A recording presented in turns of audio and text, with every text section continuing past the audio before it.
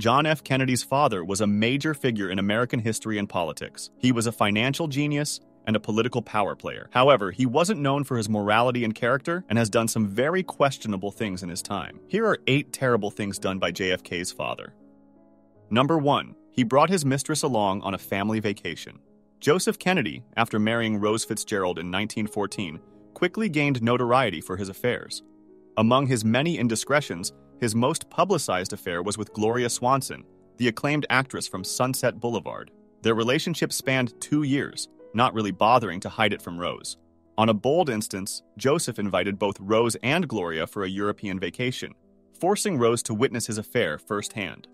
Gloria Swanson later remarked, "If she suspected me of having relations not quite proper with her husband or resented me for it, she never once gave any indication of it."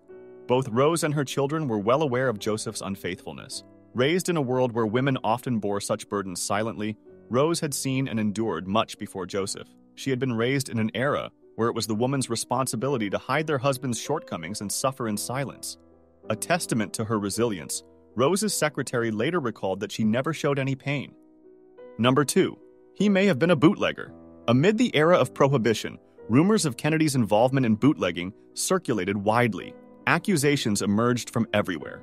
Frank Costello and Meir Lansky, who were notable gangsters at the time, pointed fingers at Kennedy, labeling him a bootlegger. Another tale linked him to Sam Giancana for other illicit activities. A piano tuner working for Al Capone alleged witnessing Kennedy in a deep conversation about business with a whiskey baron. While there isn't concrete evidence, certain facts stand undisputed. In 1922, Kennedy openly supplied the liquor at Harvard University's 20th reunion. Moreover, as prohibition lifted, he already had a whole stock of liquor available, primed for nationwide sales.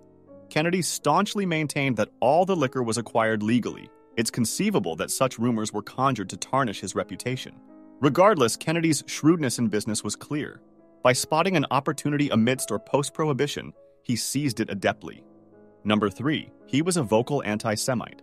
Joseph Kennedy's staunch anti-Semitic views were no secret.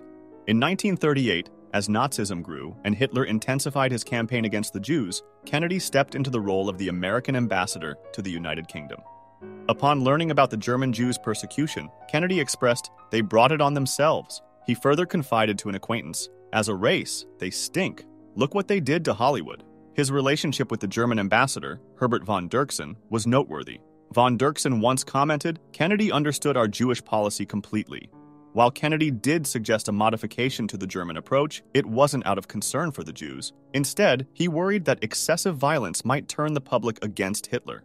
Moreover, Kennedy devised a proposal to relocate every Jew in Germany to Africa, or, alternatively, to a British or American colony. President Roosevelt firmly rejected this idea. Undeterred and deeply aligned with Hitler's ideology, Kennedy wrote in a letter, "Jewish pundits were going to set a match to the fuse of the world."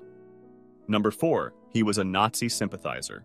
When Kennedy's eldest son, Joseph Jr., witnessed a speech by Hitler in 1934, he emerged profoundly affected. Reflecting on Hitler's strategy, Joseph Jr. remarked, "Hitler saw Germany's need for a common enemy, someone they could toss out to boost morale.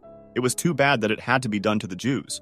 Further, he asserted, the dislike of the Jews, however, was well-founded. Joseph Jr.'s views, resonating strongly with his father's, often led people to draw comparisons between the two. Joseph Sr. advocated for America to make peace with Hitler. In Britain, he attempted to thwart Winston Churchill's rise to leadership, favoring Neville Chamberlain instead, who he believed might foster stronger ties with Germany. On 2 separate occasions, Kennedy sought permission for a direct meeting with Hitler, expressing his intent to foster a more harmonious understanding between the United States and Germany. However, President Roosevelt intervened, ensuring that an rich ambassador didn't become an ally to the Nazis. Number 5. He was against democracy. Joseph Kennedy voiced skepticism about the endurance of democracy. "Democracy is finished in England. It may be here as well," Kennedy confided to a journalist. He felt that England was only fighting Germany to stay alive rather than combat the surge of fascism, and he saw America's stance in a similar light. Kennedy even went so far as to suggest to von Dirksen that Roosevelt was under the sway of Jewish influence and his days in office were numbered. Such beliefs weren't mere passing thoughts for Kennedy. He was positive that the U.S. was under Jewish control. During a discussion with another journalist, Kennedy asserted that the democratic policy of the U.S. was run by Jewish powers. These public declarations and conspiracy theories did not sit well with Roosevelt. especially since Kennedy was representing the nation abroad. The final straw came in 1940, with Kennedy's continued support of Hitler and blatant anti-Semitic remarks led to his resignation as ambassador, ending his political career. Number 6. He lobotomized his daughter.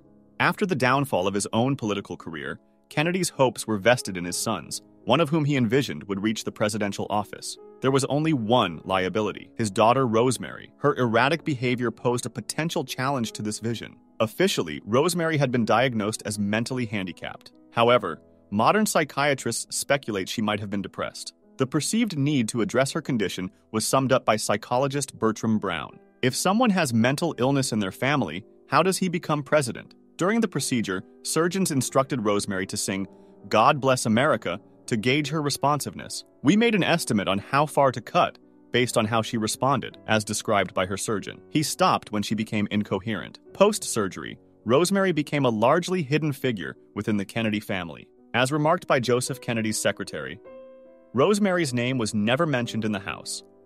I knew she existed because I saw the family photographs and attic, but the name was never mentioned. Number 7. He may have rigged an election. Accusations surround his role in an election. In 1946, John F. Kennedy secured a seat in Congress. According to his opponent, however, it wasn't because of a wave of popular support. It was because Joseph Kennedy cheated. JFK's adversary Joe Russo alleged that Joseph Kennedy engaged in a scheme to deliberately split his votes. The claim is that Kennedy financially backed a custodian, also named Joe Russo, to run in the same election. This move confused voters, leading them to cast their ballots for the custodian rather than the intended Joe Russo. This supposed vote-splitting tactic allegedly tipped the scales in JFK's favor. While these allegations have never been proven true, they continue to fuel speculation. Number 8. He bullied his children. Joseph Kennedy's household was one of high expectations and even higher stakes for failure. He pushed his children towards excellence, holding them to impossible standards. He showed little tolerance for shortcomings. Take, for instance, John F. Kennedy's back issues. Joseph would send JFK for physical therapy, which, during that era, involved intense massages that left him in excruciating pain. JFK's discomfort became so intense that he struggled to sit for extended durations, but his father's expectations remained unwavering. On one occasion, young JFK expressed a desire to take a hiatus from the rigid schedule set by his father and travel the world. Joseph Kennedy's response was uncompromising. "If you want to go on that trip, you go, but you never come back." Faced with such an ultimatum, JFK backed down. He never took the trip and was assassinated shortly after. If you're intrigued by the dynamics of old wealth and want to uncover more, don't miss this next video on the controversies of the Rockefeller family. Until next time, and thanks for watching.